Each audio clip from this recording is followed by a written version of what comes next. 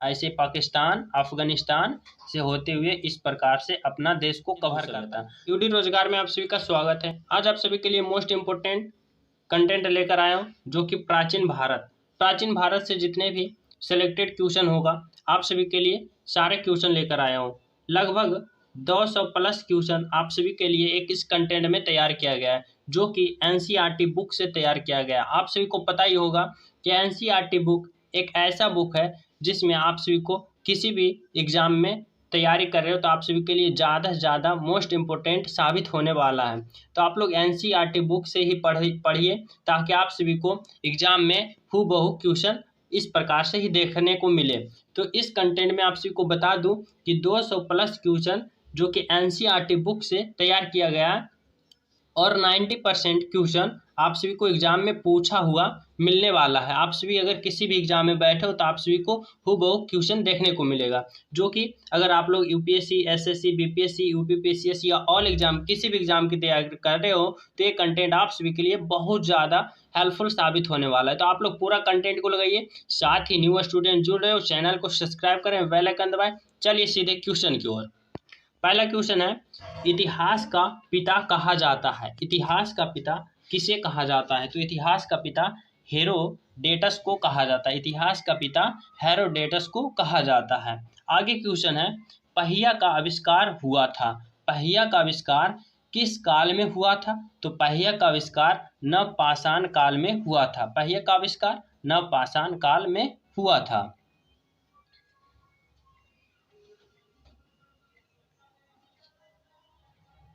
Next question है, आग का आविष्कार हुआ था। आग का आविष्कार कब हुआ था? तो आग का आविष्कार पूरा पाषाण काल में हुआ था। आग का आविष्कार पूरा पाषाण काल में हुआ था। जिस क्वेश्चन आप सभी को याद ना हो, याद कर जाने की कोशिश कीजिए, बाकी क्वेश्चन आप लोग रिवीजन के तौर पे कर सकते हो। आगे क्वेश्चन है, पशुपालन का प्रारंभ हुआ था। पशुपालन का प्रारंभ हुआ था किस काल में? तो मध्य पाषाण काल में हुआ था पशुपालन का प्रारंभ। नेक्स्ट है, भीमबेटका प्रसिद्ध है। भीमबेटका प्रसिद्ध किस लिए है? तो गुफा शैली चित्र के लिए प्रसिद्ध है भीमबेटका। नेक्स्ट है, मानव ने सर्वप्रथम प्रयोग किया था। मानव ने सर्वप्रथम क्या प्रयोग किया था? तांबा धातु। Is the right answer. Next है, सबसे पहले पालतू बनाया गया जानवर कौन सा है? सबसे पहले पालतू बनाया गया जानवर कौन सा है? तो कुत्ता। कुत्ता is the right answer. Next है, सिंधु सभ्यता का काल कितना से कितना ईसा पूर्व था? तो सिंधु सभ्यता का काल बता दे 2500 2500 से 1750 ईसा पूर्व तक था। सिंधु सभ्यता का काल 2500 से 1750 ईसा पूर्व तक था। नेक्स्ट क्वेश्चन है, सिंधु घाटी सभ्यता कैसी थी? सिंधु घाटी सभ्यता कैसी थी? तो अर्ध ऐतिहासिक थी। थोड़ा सा मैं बता दूं, अर्ध ऐतिहासिक जो स्टूडेंट नहीं समझते हैं क्या होता है अर्ध ऐतिहासिक। अर्ध ऐतिहासिक ऐसा होता है कि इस सभ्यता में कुछ आप सभी को मिला, अपशिष्ट मिला, पर इस कुछ अपशिष्ट तो मिला पर इसे आप पढ़ ना सको, इसे अर्ध ऐतिहासिक कहा जाता है। ऐतिहासिक क्या है कि जो आप सभी को अपशिष्ट मिला, आप सभी को अपशिष्ट भी मिला और साथ ही इसे पढ़ लिए तो इसे ऐतिहासिक बोलता है। और अर्ध ऐतिहासिक मतलब आप सभी को अपशिष्ट तो मिला लेकिन उसे पढ़ ना सको, इसे अर्ध ऐतिहासिक कहते हैं। आप लोग समझ गए होंगे। तो सिंधु घाटी सभ्यता कैसी है? अर्ध ऐतिहासिक है, जिसमें कुछ साक्ष्य मिला लेकिन उसे हम पढ़ ना सके, इसलिए सिंधु घाटी सभ्यता को अर्ध ऐतिहासिक कहा जाता है। नेक्स्ट है, सिंधु सभ्यता की लिपि कैसी थी? सिंधु सभ्यता की लिपि भाव चित्रात्मक थी। सिंधु सभ्यता की लिपि भाव चित्रात्मक थी। आगे क्वेश्चन है, सिंधु सभ्यता के लोग का व्यवसाय क्या था? सिंधु सभ्यता के लोग का व्यवसाय क्या था? कृषि। कृषि is the right answer. Next है, सिंधु वासियों का मुख्य फसल क्या हुआ करता था? तो सिंधु वासियों का मुख्य फसल जौ और गेहूं मुख्य फसल हुआ करता था। नेक्स्ट है, सिंधु सभ्यता का पूरा स्थल है। सिंधु सभ्यता का पूर्वी और पूरा स्थल कौन सा है? तो अलमगीर जो कि मेरठ एंड उत्तर प्रदेश है। आप लोग पढ़े होंगे डिटेल से जब इसका थ्योरी, तो आप सभी को बताया गया होगा कि इस प्रकार से इसका तैयार किया गया जो कि सिंधु सभ्यता खोजा गया था। ये अपना इंडिया ऐसे था, ऐसे पाकिस्तान अफगानिस्तान से होते हुए इस प्रकार से अपना देश को कवर करता है सिंधु सभ्यता, जो कि ये अलमाटी यहाँ उत्तर प्रदेश में है, जो कि मेरठ और उत्तर प्रदेश में आलमगीर है। नेक्स्ट है सिंधु सभ्यता का पश्चिमी पूरा स्थल कौन सा था। पश्चिमी पूरा स्थल आप सभी को बताना है तो सुत का गेडोर जो कि बलूचिस्तान, इसका राइट स्थान बलूचिस्तान में है। सुत का गेडोर जो कि अफगानिस्तान में स्थित है, बलूचिस्तान। नेक्स्ट है सिंधु सभ्यता का उत्तरी पूरा स्थल बताना। उत्तरी पूरा स्थल आप सभी को ऊपर में अपना उत्तर में बताना है। इस प्रकार से अपना इंडिया का नक्शा होता है। तो उत्तर में मांडा में जम्मू कश्मीर या अखनूर, जहां मांडा में स्थित है। नेक्स्ट है सिंधु सभ्यता का दक्षिणी पूरा स्थल बताना है। दक्षिणी पूरा स्थल अहमदाबाद महाराष्ट्र, जो कि दाइमाबाद आप लोग समझते होंगे, इस प्रकार से नक्शा है। यहाँ पे दक्षिण की ओर यहाँ पे महाराष्ट्र एंड अहमदाबाद, जो कि दाइमाबाद में स्थित है। अगला है सिंधु सभ्यता कैसी थी। सिंधु सभ्यता कैसी थी, ये मोस्ट इंपोर्टेंट क्वेश्चन है। नगरीय सभ्यता थी। कई एग्जाम में पूछा गया था सिंधु सभ्यता कैसी थी, तो नगरीय सभ्यता थी। आगे है सिंधु सभ्यता का विस्तार कैसा हुआ था। तो सिंधु सभ्यता का विस्तार त्रिभुजाकार हुआ था। आप सभी को बताएं चित्र में इस प्रकार से था, इस प्रकार से, तो त्रिभुजाकार था। नेक्स्ट है सिंधु सभ्यता का प्रमुख बंदरगाह कौन सा है। सिंधु सभ्यता का प्रमुख बंदरगाह कौन सा है, Lothal is the right answer. Next है सिंधु सभ्यता का वृहद स्थल कौन सा था। वृहद स्थल मोहनजोदड़ो, मतलब सबसे पुराना स्थल तो मोहनजोदड़ो था। अगला है भारत में हड़प्पा का वृहद स्थल कौन सा है। भारत में आप सभी को बताना है तो Rakhigarh is the right answer. Next है सिंधु सभ्यता की सबसे बड़ी इमारत कौन थी। सिंधु सभ्यता की सबसे बड़ी इमारत कौन थी, तो मोहनजोदड़ो थी। सिंधु सभ्यता की सबसे बड़ी इमारत मोहनजोदड़ो खोज की गई तो 1922 ईस्वी में मोहनजोदड़ो का खोज किया गया था। नेक्स्ट है मोहनजोदड़ो की खोज किसने की थी, तो मोहनजोदड़ो का खोज राखलदास बनर्जी ने किए थे। आगे है मोहनजोदड़ो का अर्थ क्या है। मोहनजोदड़ो का अर्थ है मृतकों का टीला। नेक्स्ट है नर्तकी का कांस्य मूर्ति मिला था। नर्तकी का कांस्य मूर्ति कहाँ मिला था, तो मोहनजोदड़ो से ही मिला था। आगे है मोहनजोदड़ो स्थित है वर्तमान में कहाँ, तो वर्तमान में मोहनजोदड़ो पाकिस्तान में स्थित है। नेक्स्ट है मोहनजोदड़ो से प्राप्त स्मारक क्या है। मोहनजोदड़ो से प्राप्त स्मारक क्या है, तो बृहद स्नानागार इसका राइट आंसर। नेक्स्ट है सिंधुवासी पूजा किया करते थे किसका। सिंधुवासी पशुपति की पूजा किया करते थे। अगला है हड़प्पा या फिर सिंधु सभ्यता के बारे में सबसे पहले जानकारी दी थी। हड़प्पा या सिंधु सभ्यता के बारे में सबसे पहले जानकारी कौन दिए थे, तो चार्ल्स मैसन ने 1826 ईस्वी में दिए थे। अगर आप लोग ने हमारा थ्योरी का क्लास नहीं देखे हो तो वहाँ से जाके हड़प्पा सभ्यता देख लो, लिंक इसका डिस्क्रिप्शन में दे दूंगा, क्योंकि हड़प्पा सभ्यता के पूरा डिटेल से एक एक पॉइंट को कवर किए हैं, तो आप लोग वहां से देख लो। तो हड़प्पा सिंधु सभ्यता के बारे में सबसे पहले जानकारी चार्ल्स मैसन ने 1826 ईस्वी में दिया था। नेक्स्ट है हड़प्पा स्थित है रावी नदी के तट पे। हड़प्पा रावी नदी के तट पे स्थित है। आगे है हड़प्पा का खोज किया था। हड़प्पा का खोज दयाराम साहनी ने 1921 ईस्वी में किया था। हड़प्पा का खोज दयाराम साहनी 1921 में किया था। आगे है हड़प्पा की सभ्यता कैसी थी। हड़प्पा की सभ्यता कांस्य युगीन थी। हड़प्पा की सभ्यता कैसी थी, तो हड़प्पा की सभ्यता कांस्य युगीन थी। नेक्स्ट है हड़प्पाई समाज था। हड़प्पाई समाज कैसा था, तो मृत सत्यात्मक था। नेक्स्ट है स्वास्तिक चिन्ह देन है। स्वास्तिक चिन्ह किसका देन है, इस प्रकार से स्वास्तिक होता है। स्वास्तिक चिन्ह किसका है, तो हड़प्पा सभ्यता का ही देन है। नेक्स्ट है R37 कब्रिस्तान मिला है कहाँ? R37 कब्रिस्तान कहाँ मिला है? तो हड़प्पा से ही मिला है R37 कब्रिस्तान। नेक्स्ट है हड़प्पा के लोग अनभिया थे, किस चीज से अनभिया थे? मतलब हड़प्पा के लोग को पता नहीं था, तो लोहा से अनभिया थे, लोहा के बारे में कोई नॉलेज नहीं हुआ करता था। नेक्स्ट है मिट्टी के बर्तन का प्रयुक्त रंग क्या था? मिट्टी का बर्तन कैसा था? तो लाल हुआ करता था। आगे है मिस्र के राजा कहलाते थे, मिस्र के जितने भी राजा होते थे उन्हें क्या कहा जाता था? फ्राहो। फ्राहो मिस्र के राजा को कहा जाता था। आगे है चावल के साक्ष्य कहाँ से मिला? चावल का साक्ष्य कहाँ से मिला? तो लोथल एवं रंगापुर से मिला था चावल का साक्ष्य। अगर आप लोग हमारे चैनल पे न्यू स्टूडेंट हो तो चैनल को सब्सक्राइब कर लें, बेल आइकन दबा लें, क्योंकि इस चैनल पे एनसीईआरटी बुक से ही तैयारी किया जाता है, जो कि थ्योरी बेस्ड, और उसके बाद क्वेश्चन आप सभी को दिया जाता है। क्वेश्चन के रूप में थ्योरी करा दिया जाता है, क्वेश्चन के रूप में रिवीजन करो, या फिर जो स्टूडेंट को याद ना हो क्वेश्चन याद करो। तो चैनल सब्सक्राइब कर लें, बेल आइकन दबा लें।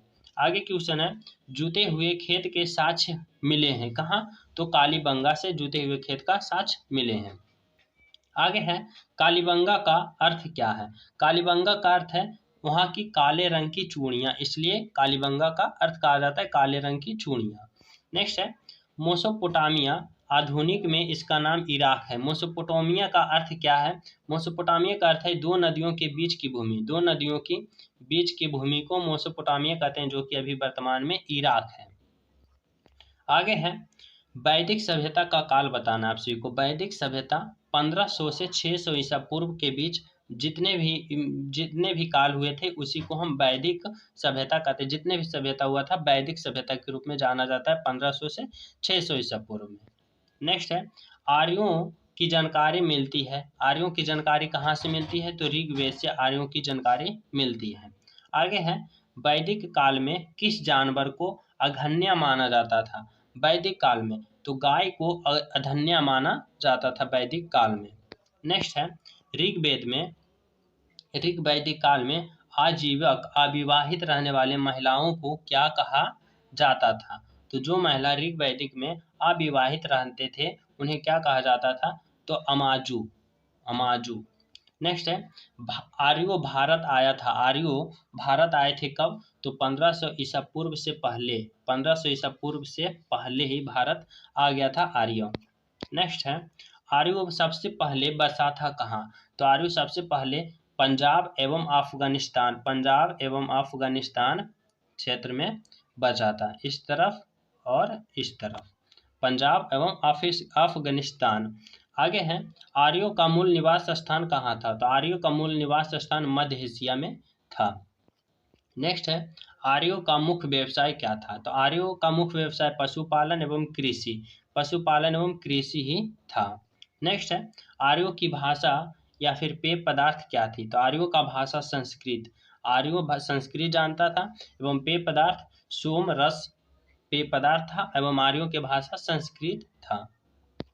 आगे है आर्यों का प्रिय पशु और प्रिय देवता कौन था? तो आर्यों का प्रिय पशु घोड़ा एंड प्रिय देवता की बात करें तो इंद्र को माना जाता था। नेक्स्ट है आर्यों का समाज था। आर्यों का समाज कैसा था? तो पितृ प्रधान। आर्यों का समाज पितृ प्रधान मतलब पिता को प्रधान दिया जाता था।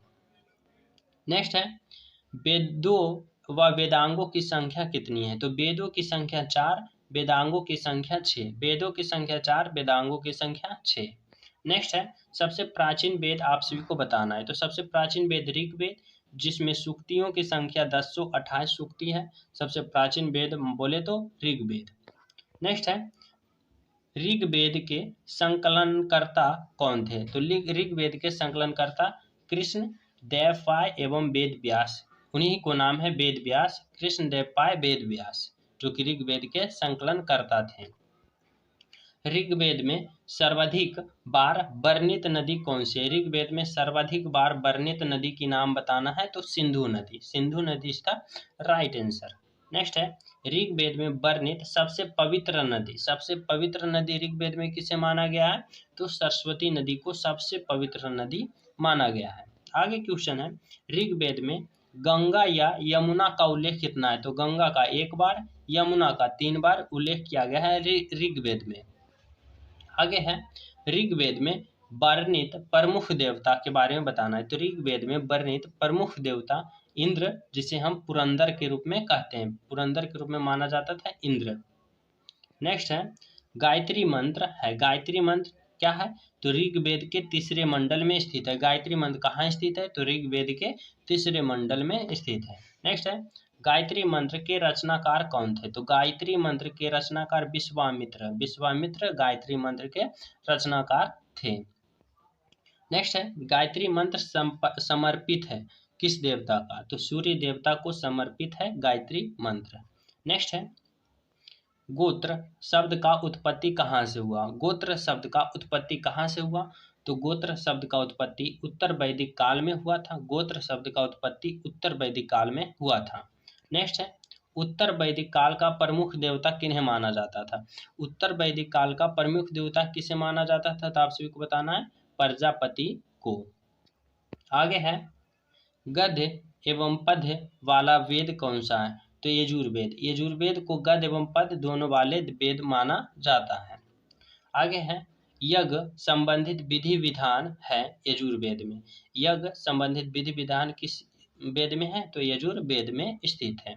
नेक्स्ट है तंत्र मंत्र, तो अर्थवेद। तंत्र मंत्र संग्रहित वेद कौन सा है? तो Atharvaveda. Atharvaveda is the right answer. Next है भारतीय संगीत का जनक किसे माना जाता है? तो भारतीय संगीत का जनक सामवेद को माना जाता है। सामवेद भारतीय संगीत का जनक माना जाता है। आगे है सबसे प्राचीन पुराण बताना आप सभी को। सबसे प्राचीन पुराण कौन सा है? मत्स्य पुराण। सबसे प्राचीन पुराण Matsya Purana is the right answer.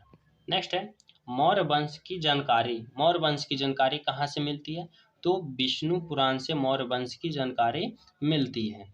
आगे है सतवाहन वंश का जानकारी कहाँ से मिलती है? तो सतवाहन वंश का जानकारी मत्स्य पुराण से मिलती है। सातवाहन वंश की जानकारी Matsya Purana is the right answer. Next है गुप्त वंश की जानकारी। गुप्त वंश की जानकारी कहाँ से मिलती है? तो गुप्त वंश की जानकारी वायु पुराण से मिलती है। गुप्त वंश की जानकारी वायु पुराण से मिलती है। आगे है योग्या या फिर मीमांसा दर्शन के प्रवर्तक कौन थे? तो योगा के पतंजलि एवं मीमांसा दर्शन के Jaimini is the right answer. Next है ब्राह्मण ग्रंथ। ब्राह्मण ग्रंथ संबंधित है। ब्राह्मण ग्रंथ किससे संबंधित है? तो कर्मकांड से। ब्राह्मण ग्रंथ कर्मकांड से संबंधित है। आगे है उपनिषदों का संख्या क्या है? उपनिषदों की संख्या 108 है। प्रमाणिक की बात करें तो 13। उपनिषदों की संख्या 108, प्रमाणिक 13। नेक्स्ट है सत्यमेव जयते लिया गया है कहाँ से? तो सत्यमेव जयते मुंडकोपनिषद से लिया गया है। सत्यमेव जयते Mundakopanishad is the right answer. Next है तमसोमा ज्योतिर्गम का तथा ओम लिया गया है। यहाँ 2 ओम एवं तमसोमा ज्योतिर्गम कहाँ से लिया गया है? तो बृहदारण्यक उपनिषद से लिया गया है। Brihadaranyaka Upanishad is the right answer. Next है स्मृति ग्रंथों में सबसे प्राचीन है। स्मृति ग्रंथों में सबसे प्राचीन कौन सी है? तो मुनि स्मृति। मुनि स्मृति सबसे प्राचीन है माना जाता है। आगे है प्राचीन हिंदू विधि, जिसे हम मुनि स्मृति के लेखक कौन है? तो प्राचीन हिंदू विधि के लेखक कौन है? तो Manu is the right answer. Next है रामायण के रचयिता कौन है? तो रामायण के रचयिता महर्षि वाल्मीकि को माना जाता है। रामायण के रचयिता महर्षि Valmiki is the right answer. Next question है रामचरितमानस की रचना कौन किए थे? रामचरितमानस की रचना कौन किए थे? तो तुलसीदास। रामचरितमानस की रचना कौन किए थे? Tulsidas is the right answer. Next question है भारत का सबसे बड़ा महाकाव्य किसे माना जाता है? भारत का सबसे बड़ा महाकाव्य किसे माना जाता है? तो किसे माना जाता है? महाभारत रचयिता महर्षि वेद व्यास को। भारत के सबसे बड़ा महाकाव्य किसे माना जाता है? तो महाभारत को माना जाता है। महाभारत भारत का सबसे बड़ा महाकाव्य महाभारत को माना जाता है। नेक्स्ट क्वेश्चन है महाभारत का अन्य नाम क्या है? महाभारत का अन्य नाम क्या है? तो Jaya Samhita is the right answer. Next question है रामायण का फारसी में अनुवाद कौन कराया था? रामायण को फारसी में अनुवाद कौन कराया था? तो बदायूनी ने कराया था, बदायूनी ने कराया था। आगे है, बुद्ध का जन्म हुआ था। बुद्ध का जन्म कहाँ हुआ था? तो लुम्बिनी में हुआ था। 563 ईसा पूर्व लुम्बिनी में हुआ था। नेक्स्ट है, बुद्ध के जन्म का प्रतीक क्या है? तो बुद्ध के जन्म का प्रतीक कमल एवं सांड माना जाता है। कमल एवं सांड बुद्ध का जन्म के प्रतीक। नेक्स्ट है, बुद्ध की मृत्यु। बुद्ध की मृत्यु कुशीनगर में हुआ था 483 ईसा पूर्व। बुद्ध की मृत्यु कुशीनगर 483 ईसा पूर्व। नेक्स्ट है, बुद्ध की मृत्यु की घटना क्या कहलाता है? तो बुद्ध की मृत्यु की घटना महापरिनिर्वाण, महापरिनिर्वाण कहलाता है। आगे है, बुद्ध की पिता। बुद्ध के पिता यशोधन जो कि शुक्ल कुल के थे। नेक्स्ट है, बुद्ध की माता। बुद्ध की माता महामाया देवी जो कि कोलीय वंश की थी। आगे है, बुद्ध का अन्य नाम क्या था? तो बुद्ध का दो नाम था, सिद्धार्थ एवं तथागत। बुद्ध का दो नाम सिद्धार्थ एवं Tathagata is the right answer. Next question है, बुद्ध के प्रथम गुरु कौन थे? तो बुद्ध के प्रथम गुरु अलारक कलाम थे।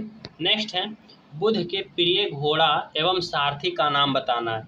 तो बुद्ध का प्रिय घोड़ा कंथक एवं सारथी का नाम चन्ना था। बुद्ध की गृह त्याग की घटना क्या कहलाता है? तो बुद्ध के गृह त्याग की घटना महाविनिष्क्रमण कहलाता है। बुद्ध के गृह त्याग की घटना महाविनिष्क्रमण कहलाता है।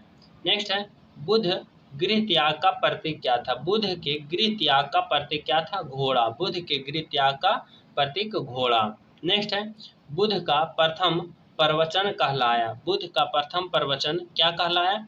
तो धर्मचक्र प्रवर्तन प्रथम प्रवचन कहलाया। नेक्स्ट है, बुद्ध को ज्ञान प्राप्ति हुआ था कहाँ? तो बुद्ध को ज्ञान की प्राप्ति बोधगया के निरंजना नदी के तट पर, बोले तो पीपल की वृक्ष के नीचे हुआ था। बोधगया के निरंजना नदी के तट पर पीपल वृक्ष के नीचे। आगे है, बुद्ध ने सर्वप्रथम उपदेश कहाँ दिया था? तो बुद्ध ने सर्वप्रथम उपदेश सारनाथ में दिया था। सर्वप्रथम सारनाथ। बुद्ध ने उपदेश दिया था क्या भाषा में? तो आप सबको बताना है किस भाषा में बुद्ध ने उपदेश दिया था। तो पाली भाषा में बुद्ध ने उपदेश दिया था। आगे है, बुद्ध ने सर्वाधिक उपदेश कहाँ दिया था? तो बुद्ध ने सर्वाधिक उपदेश श्रावस्ती जो कि जम्मू कश्मीर में स्थित है वहाँ दिए थे, श्रावस्ती।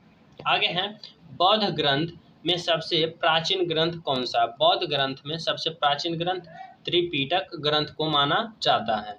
आगे है, त्रिपिटक ग्रंथ है बुद्ध के उपदेशों का संग्रह। त्रिपिटक ग्रंथ है बुद्ध के उपदेशों का संग्रह।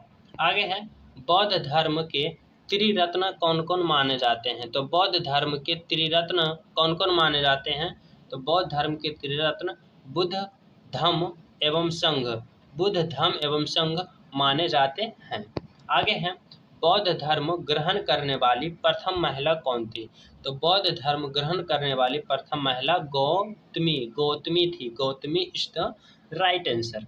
नेक्स्ट है, अगर अभी तक हमारे चैनल को प्रिय स्टूडेंट्स सब्सक्राइब नहीं किए हैं तो चैनल सब्सक्राइब कर लें, बेल आइकन दबा दें और वीडियो को लाइक जरूर करें। नेक्स्ट क्वेश्चन है, बुद्ध चरित्र की रचना कौन किए थे? तो बुद्ध चरित्र की रचना अश्वघोष ने किए थे। नेक्स्ट है, प्रथम बौद्ध संगीति 483 ईसा पूर्व में हुआ था। देखो, प्रथम बौद्ध संगीति कब हुआ था ये पूछे तो 483 ईसा पूर्व में हुआ था। कहाँ, किसके शासन काल में हुआ था? तो अजात शत्रु के शासन काल में प्रथम बौद्ध संगीति 483 ईस्वी में हुआ था। आगे है, जो कि कहाँ हुआ था? राजगीर में हुआ था। प्रथम बौद्ध संगीति राजगीर में हुआ था। द्वितीय बौद्ध संगीति की बात करें तो जो 383 ईसा पूर्व में हुआ था, अशोक के शासन काल में हुआ था वैशाली में। द्वितीय बौद्ध संगीति वैशाली में, अशोक के शासन काल में 383 ईसा पूर्व में। तृतीय बौद्ध संगीति की बात करें तो पाटलिपुत्रा में हुआ था, अशोक के ही शासनकाल में हुआ था और 250 ईसा पूर्व में। चतुर्थ बौद्ध संगीति की बात करें तो कश्मीर में हुआ था, जो कि कुंडलवन कनिष्ठ के समय में हुआ था। कनिष्ठ के समय में कुंडलवन कश्मीर में चौथा बौद्ध संगीत हुआ था। आगे हैं, और ये भी क्वेश्चन बन सकते हैं कि सबसे ज़्यादा उपदेश बुद्ध ने कहाँ दिए थे, तो कश्मीर में ही दिए थे। नेक्स्ट है, प्रथम बौद्ध संगीति के अध्यक्ष कौन थे, तो प्रथम बौद्ध संगीत का अध्यक्ष महाकश्यप थे। द्वितीय बौद्ध संगीति के अध्यक्ष कौन थे, तो द्वितीय बौद्ध संगीति के अध्यक्ष सवाकामी थी। तृतीय बौद्ध संगीति के अध्यक्ष कौन थे, तो मोगली पुत्र तिस्म इज द राइट आंसर। चतुर्थ बौद्ध संगीति के अध्यक्ष वसुमित्र थे। आगे है, बुद्ध के पूर्व जन्म पर आधारित कथा कौन सा है, बुद्ध के पूर्व जन्म पर आधारित कथा क्या है, तो जातक माना जाता है।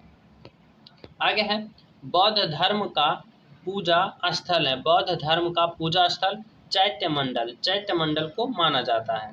नेक्स्ट है, एशिया का ज्योतिपुंज कहा जाता है, एशिया का ज्योतिपुंज कहा जाता है बुद्ध को एशिया का ज्योतिपुंज कहा जाता है। नेक्स्ट है, जैन धर्म के संस्थापक एवं प्रथम तीर्थकर बताना है, तो जैन धर्म के संस्थापक एवं प्रथम तीर्थकर ऋषभदेव को माना जाता है। ऋषभदेव को अन्य नाम आदिनाथ है। नेक्स्ट है, जैन धर्म के वास्तविक संस्थापक कौन थे, तो जैन धर्म के वास्तविक संस्थापक महावीर को माना जाता है। आगे हैं, जैन धर्म के 23वें तीर्थकर कौन थे, तो जैन धर्म के 23वें तीर्थकर पार्श्वनाथ माने जाते हैं। जैन धर्म के 23वें तीर्थकर Parshvanath is the right answer. Next है, पार्श्वनाथ को ज्ञान कहाँ प्राप्ति हुई थी, तो पार्श्वनाथ को ज्ञान समेध पर्वत पे पार्श्वनाथ की ज्ञान प्राप्ति हुई थी। आगे है, पार्श्वनाथ की 4 शिक्षाएं कौन कौन थी, सत्य, अहिंसा, असत्य एवं अपरिग्रह। पार्श्वनाथ की 4 शिक्षाएं थी, सत्य थी, अहिंसा, अस्तेय एवं अपरिग्रह। 5वां महावीर ब्रह्मचार्य जोड़ा था कौन, तो महावीर ने। 5वां महाव्रत कौन जोड़े थे, महावीर ने ब्रह्मचारी को। आगे है, जैन धर्म के 24वां तीर्थकार महावीर को माना जाता है। जैन धर्म को 24वां तीर्थकार महावीर को माना जाता है। नेक्स्ट है, महावीर का जन्म कहाँ हुआ था, तो महावीर का जन्म कहाँ हुआ था, तो कुंडग्राम में हुआ था, वैशाली में। वैशाली के कुंडग्राम में 599 ईसा पूर्व में। अगर महावीर की पत्नी की नाम पूछे तो यशोधरा था। आगे है, महावीर की मृत्यु आप सभी को बताना है, तो महावीर की मृत्यु पावापुरी में हुआ था। 468 ईसा पूर्व में महावीर की मृत्यु हुई थी पावापुरी में। महावीर का बचपन का नाम पूछे तो वर्धमान था, महावीर का बचपन का नाम वर्धमान। नेक्स्ट है, महावीर किस राजघराने में पैदा हुआ था, तो क्षत्रिय। महावीर क्षत्रिय राजघराने में पैदा हुए थे। महावीर के पिता का नाम पूछे तो सिद्धार्थ, महावीर के पिता का नाम सिद्धार्थ। और महावीर के माता का नाम पूछे तो त्रिशला, महावीर के माता का नाम त्रिशला था। नेक्स्ट है, महावीर के पुत्री का नाम क्या था, अनुज्या या प्रियदर्शनी। नेक्स्ट है, महावीर स्वामी को ज्ञान की प्राप्ति कहाँ हुआ था, तो महावीर स्वामी की ज्ञान की प्राप्ति जंभिक ग्राम, जो कि ऋजुपालिका नदी के तट पर हुआ था, साल वृक्ष के नीचे ऋजुपालिका तट के नीचे जाम्बिक ग्राम में हुआ था महावीर स्वामी का ज्ञान प्राप्ति। महावीर ने प्रथम उपदेश कहाँ दिया था, तो महावीर ने प्रथम उपदेश राजगीर में दिया था।